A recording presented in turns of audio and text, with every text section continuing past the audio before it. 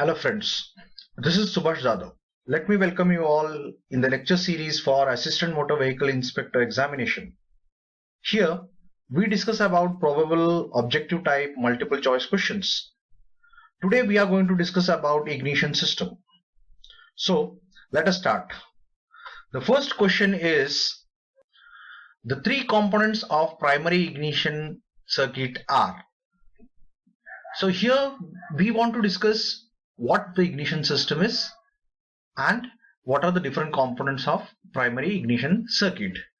So basically let us try to understand what ignition system, how it works, and then we'll come to the different components. So basically we know that the ignition system is something like this, where it is used for ensuring that a proper intensity spark is made available to the mixture for a nucleus of burning mixture is formed, which is then developed into flame, and the complete mixture is burned inside the SI engine. And in order to ensure this, a proper intensity spark has to be given, and to the function of this particular ignition system is to provide that spark. And for that, what we have is we have an energy source over here, battery. We have an ignition switch, which when we start, the electricity supply will be given to ignition system. Then we have a ignition coil over here, which is a mini step-up transformer, which steps the voltage from a battery voltage that is around 12 or 20,000 to and above. So then we have here what we call as a contact breaker and condenser assembly, which is driven by a cam and a follower mechanism. Then we have here what we call as a distributor, as a rotor, and we have a distributor cap, and then we have here spark plugs. So this is ignition system. Now here basically we have two circuits. One is a primary circuit and second one is the secondary circuit. Now we know that in a coil, ignition coil, which as we said it is a transformer. So transformer has two coils. One is a primary coil and another one is secondary coil. So here too we have a primary and secondary, and one circuit is connected, that is the primary is connected to one circuit over here. So here it is earth, from the earth to the battery at one terminal of battery, other terminal to ignition switch, from here to the one terminal of ignition coil, and this is the primary winding of ignition coil.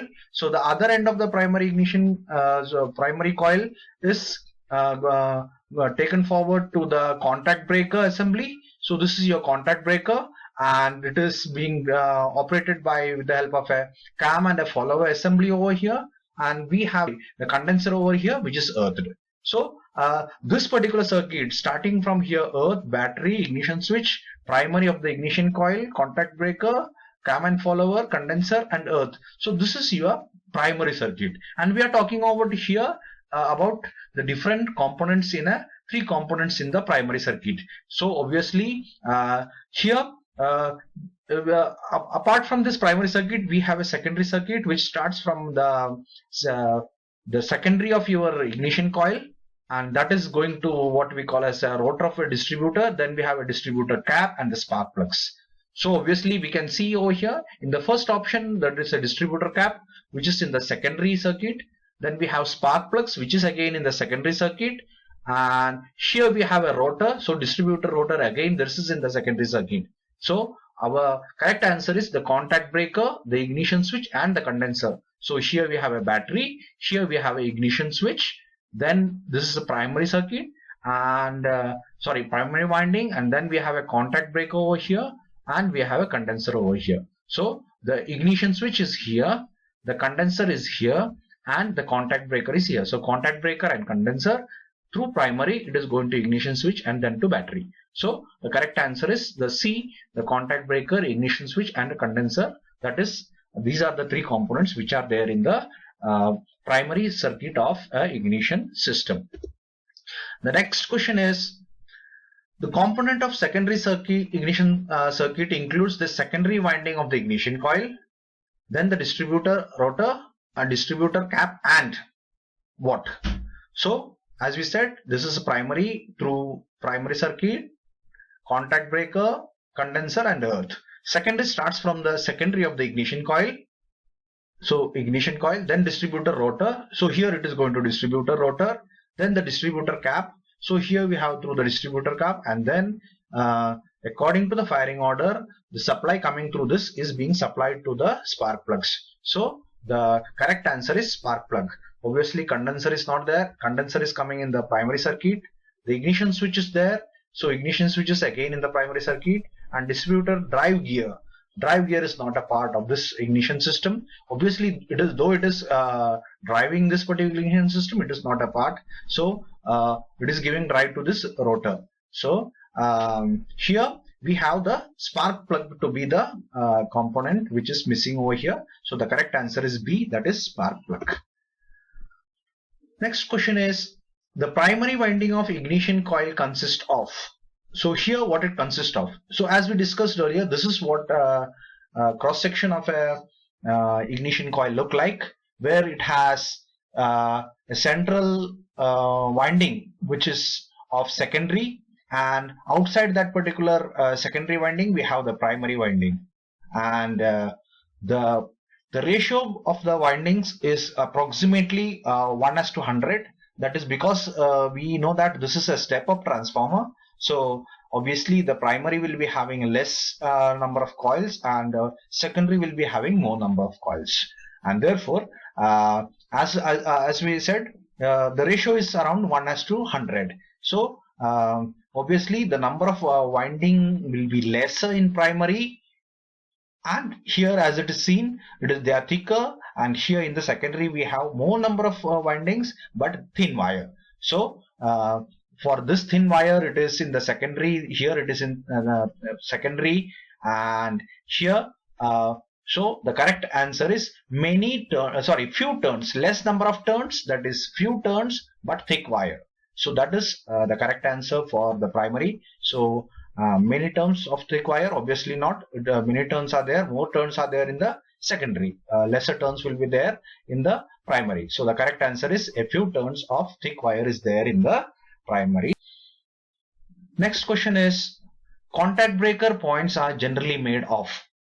So here we are talking of the contact breaker. So generally the contact breaker is made up of different can be materials like tungsten, molybdenum, etc. So in order to understand why a particular material has to be used, we should know what are the properties required for a contact breaker point. Mainly the properties required for a contact breaker point are high thermal conductivity, high electrical conductivity, high reaction to resistance to prevent oxidation formation, high melting point and high boiling point to prevent the erosion of and the welding tendency, high hardness to resist the wear, and obviously the material cost and the processing costs are also parameters for consideration. Now out of this, the tungsten material is having a very high boiling point of around 5930 degrees centigrade. Its melting point is around 3100. So compared to the copper and steel, the values are very high, and obviously this tungsten is very hard, and it is resistant to wear also. So therefore out of this given options of plastic, steel, copper and tungsten is most favorable one, and next to tungsten we can also use molybdenum, etc. Tungsten is most suitable material for contact breaker. The next question is, the drive shaft in distributor is rotated at dash of the engine speed in 4-stroke engine. So we are talking of a 4-stroke engine. So we know that in a 4-stroke engine, per 2 revolutions of the crankshaft, the cycle has to be completed. That means if we have a 4-cylinder engine, 4-stroke engine, then the working strokes of the all the 4-cylinder will be completed in 2 rotations of the crankshaft. So but we know that in a distributor, in 1 rotation of the distributor, all the cylinders are going to spark. That means in 2 rotations of the engine crankshaft, we only want 1 rotation of the distributor shaft. and that is how the correct answer becomes half. So the driver shaft in the distributor is rotated at half the engine speed in the 4-stroke engine. It is not equal to or 1 of or double, nothing of this. So B, C and D all are wrong. The correct answer is A, that is half. The next question is, the dash provides a reservoir for the current induced in the primary circuit at the time of braking. So we are talking of a contact breaker here, and whenever this is broken, we want some reservoir to ensure that the current is being stored. So, and here we have what we call as a capacitor or a condenser, which acts as a reservoir. It stores the energy and then it gives off when the voltage is induced. So that is how we have a reservoir. So the in this particular assembly we have a condenser, which is the correct answer for that. Is the condenser provides works as a reservoir for the current induced in the primary circuit at the time of the brake. Induction coil or the ignition coil is the step-up transformer. Distributor distributes the high voltage to the spark plugs. Governor is there to respond to the speed, that is to take care of the load on the engine. So A, B and D are wrong answer, and the correct answer is condenser. Next question is, the contact breaker points are opened by cam and closed by what? So opened, it is opening with the cam, with the help of a cam, but closing with what?